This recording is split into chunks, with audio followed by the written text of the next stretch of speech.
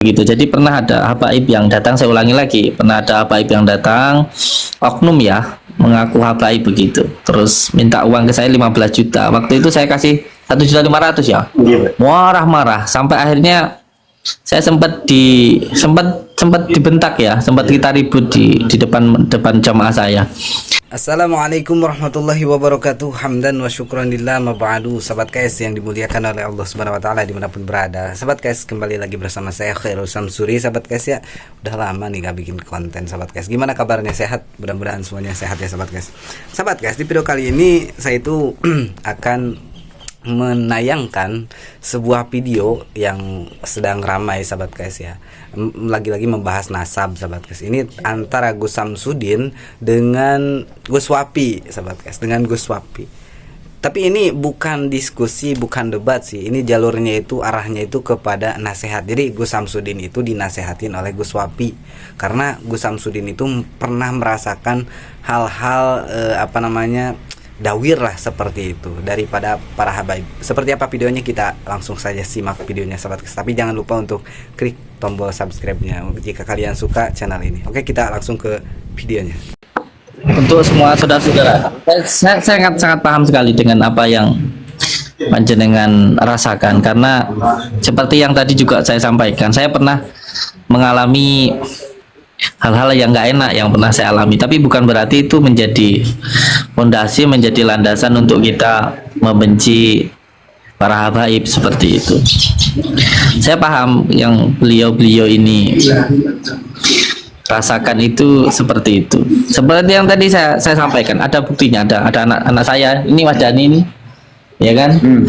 Itu juga ada videonya begitu. Jadi pernah ada habaib yang datang, saya ulangi lagi, pernah ada habaib yang datang, oknum ya, mengaku habaib begitu. Terus minta uang ke saya 15 juta. Waktu itu saya kasih 1.500.000 ya. Marah-marah sampai akhirnya saya sempat dibentak ya, sempat kita ribut di depan jamaah saya. Nah, dengan kejadian seperti itu bukan berarti terus itu kita itu membenci semua para habaib, bukan.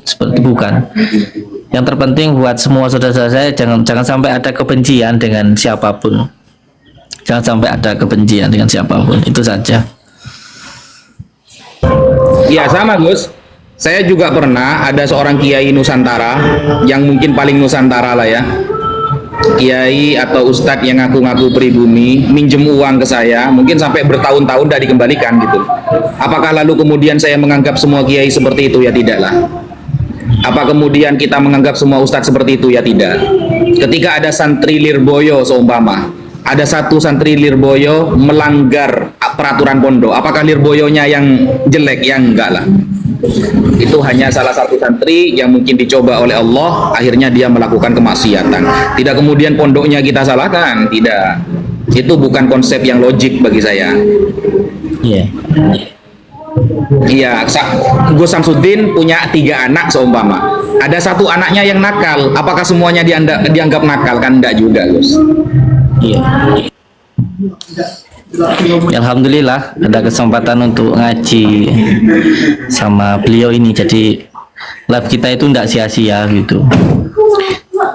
Mungkin sekali 2 kali kita ngelihat orang dangdutan joget-joget gitu, tapi juga ada waktunya juga kita nonton TikTok ini, ngeliat TikTok itu ada ilmu yang kita dapatkan itu. Ya walaupun terkadang kita maksiat, tapi jangan sampai kita itu nggak mau taat gitu. Itu pesan dari kiai saya, bahwa walaupun terkadang kita maksiat ya, entah sengaja atau nggak sengaja, namanya orang hidup, tetapi jangan sampai kita itu hanya karena masih melakukan maksiat terus nggak mau taat, nggak mau sholat begitu. Ya seperti ini juga terkadang nonton TikTok ada jadi nggak ada ilmu yang kita dapatkan, terutama dari beliau ini.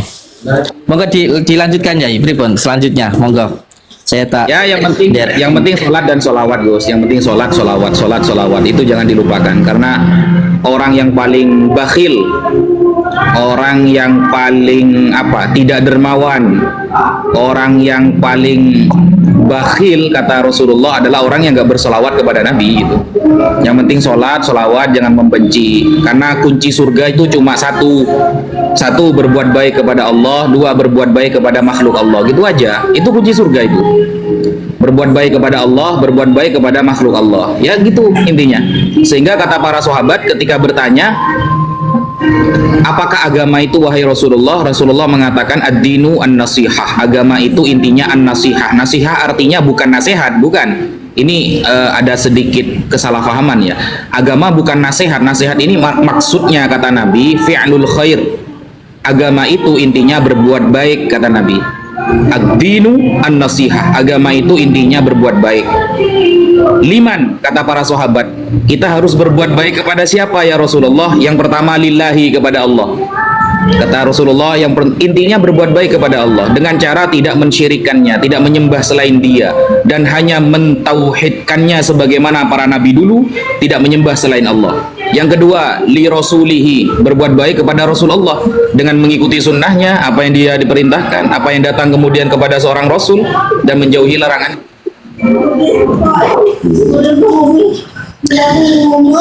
Yang jelas di kesempatan ini, kenapa saya masuk ke room beliau? Saya biasanya nggak pernah masuk ke room orang, bahkan diajak masuk pun saya nggak mau, karena saya melihat bahwa ini ada manfaatnya, ada ilmunya. Makanya saya tahu kalau saya masuk TikTok pasti banyak yang menghujat, itu saya tahu, makanya saya jarang live. Tapi untuk ini saya siap untuk itu, karena saya pengen juga yang melihat TikTok itu ada, udah nggak apa-apa kalau saya dihujat, nggak apa-apa. Yang terpenting bahwa ada ilmu yang kita dapatkan ketika kita melakukan sesuatu. Apapun yang kita lakukan, yang penting ada ilmu yang kita dapatkan. Karena setiap hidup kita ini untuk belajar, bertolabul ilmi itu setiap waktu. Bahkan juga ilmu kita bisa kita dapatkan dari TikTok ini. Contohnya dari beliau ini. Banyak kita dengarkan beliau mengaji, beliau memberikan petuahnya, nasihatnya untuk kita. Supaya yang terpenting, kalau buat saya yang terpenting jangan ada kebencian di antara kita. Jangan sampai ada kebencian, karena fitnah di akhir zaman ini buat saya yang paling besar itu adalah kebencian. Maka ya kembali ke hitoh, kembali seperti apa yang diajarkan oleh baginda Rasulullah rahmatan lil alamin, penuh kasih sayang yang terpenting, seperti yang setiap waktu kita baca Bismillahirrahmanirrahim, nama Allah yang penuh dengan kasih dan sayang. Terkait dengan ini ya, dengan kasus nasab ini sebenarnya sangat meluas sekali. Ya ada pro dan ada yang kontra. Bahkan dari kiai-kiai saya sendiri yang saya kagumi itu pun juga ada kiai saya yang setuju, ada yang tidak begitu. Ada yang mendukung, ada yang tidak. Tapi buat saya tidak masalah, karena seperti Imam Syafi'i dan Imam Malik pun juga beda pendapat begitu. Tapi semuanya buat saya semuanya baik, masalah yang terbaik atau benar atau salah semuanya saya kembalikan kepada Allah, karena kita tidak tahu mana yang benar mana yang salah. Yang benar itu yang tahu hanya Allah saja. Mungkin bisa jadi dua-duanya benar. Seperti itu. Ya, makanya Imam Syafi'i itu kalau berpendapat, beliau dengan ketawaduannya mengatakan qaulil khata' wa yahtamilus shawab, qaulis shawab wa yahtamilul khata' wa qaulul ghair al khata' wa yahtamilus shawab. Pendapatku benar tapi bisa jadi salah, kata Imam Syafi'i, dan pendapat orang lain salah tapi bisa jadi benar. Itu dengan ketawaduannya Imam Syafi'i, sekelas Imam Syafi'i mengatakan seperti itu. Jadi kalau kira-kira pendapat kita tidak disandarkan kepada mayoritas para ulama, itu yang sangat bahaya. Dan tajtami ummati ala dhalalah, umatku tidak akan pernah bersepakat kepada kesesatan, kata Nabi. Setiap ada kesesatan muncul, akan Allah turunkan para pejuangnya. Setiap ada orang yang narasinya salah, Allah akan turunkan para pembelanya, pembela kebenaran. Makanya wayadullahi alal jamaah, kata Nabi, pertolongan Allah ada pada mayoritas para ulama, saudara. Wa idza ra'aitum ikhtilafan katsira, kalau kalian melihat perbedaan yang sangat banyak, kata Nabi, maka siapakah yang harus kita pilih? Fa'alaikum bis-sawadil a'dham, pilihlah yang mayoritas para ulama. Itu sudah disampaikan jauh 1400 tahun yang lalu oleh Rasulullah sallallahu alaihi wasallam. Itu Gus.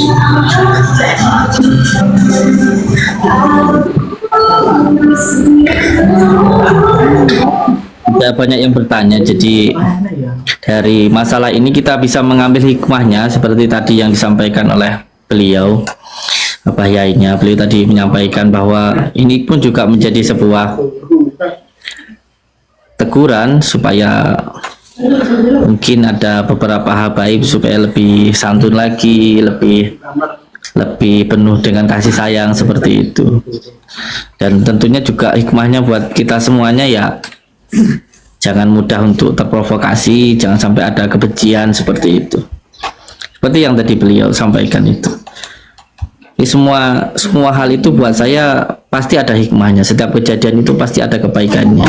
Yang terpenting jangan kita itu terprovokasi, jangan kita itu menjadi orang yang mengikuti langkah-langkah setan yang ada kebencian di sana. Yang penting kita jangan membenci, itu saja. Dengan hal seperti ini kita bisa mendengarkan tausiahnya beliau, jadi banyak kiai-kiai yang memberikan ilmunya. Kita sebagai orang awam, kalau saya cukup mendengarkan saja, jadi kita ambil ilmunya saja. Saya juga awam, Gus. Saya itu juga masih belajar. Saya itu masih seorang santri. Makanya setiap saya berpendapat, tidaklah itu menjadi pendapat pribadi, melainkan saya kasih rujukan dari para ulama. Saya hanya seorang santri katro dan deso yang mungkin semua pendapat saya tidak akan pernah terhitung atau dianggap oleh orang. Tapi kemudian apa yang Al-Fakir sampaikan, yang saya sampaikan, saya sandarkan kepada pendapat para ulama agar saya lebih selamat dalam berpendapat. Karena kita yakin saya terutama banyak dosanya. Kita banyak dosanya, wiritan kita gak ada yang istiqomah, sholat pun kita telat-telat. Lalu kemudian kita mau berpendapat sesuai dengan kemauannya sendiri dalam agama, siapa kita? Kalau kata Gus Baha itu, kalau kata Gus Baha, kita ini gak usah jadi orang yang sok penting gitu loh. Kita ini gak penting sama sekali di agama. Yang penting di agama itu adalah para ulama. Jadi kalau kita kemudian menyandarkan pemikiran kita kepada kita pribadi, itu pemikiran saya, menurut saya, kamu ini siapa? Kata Gus Baha. Yang dianggap oleh Islam ini adalah orang-orang yang intelektual, orang-orang yang belajar. Sehingga hadis dari Nabi itu tolabul ilmi faridotun. Mencari ilmu itu bukan wajib, tapi sangat wajib. Makanya tak yang ada pada lafal faridoh itu bukan tak menunjukkan perempuan, tapi tak bermakna mubalaghah. Faridotun, sangat wajib bagi seluruh umat Islam. Begitu, Gus.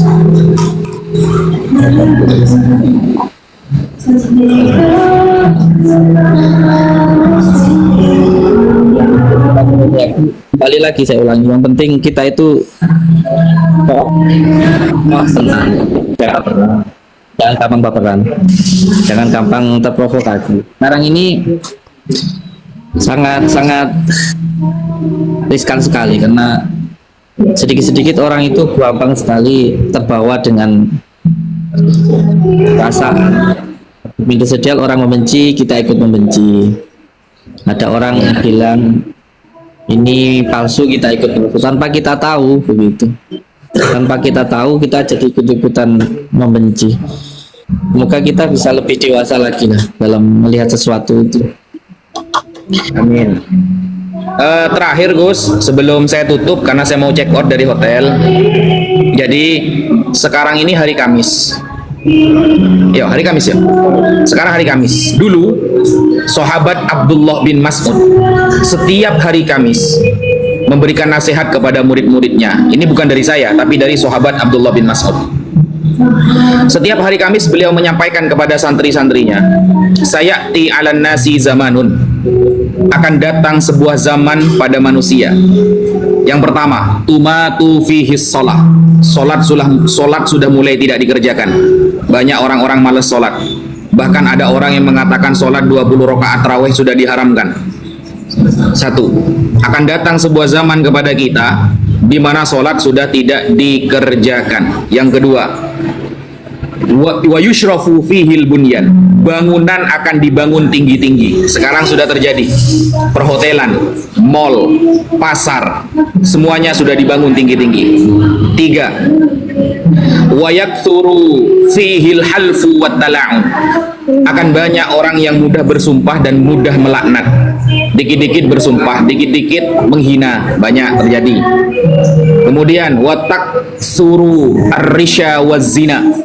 Akan datang sebuah zaman di mana perzinahan, di mana uang suap sudah mulai bertebar di mana-mana.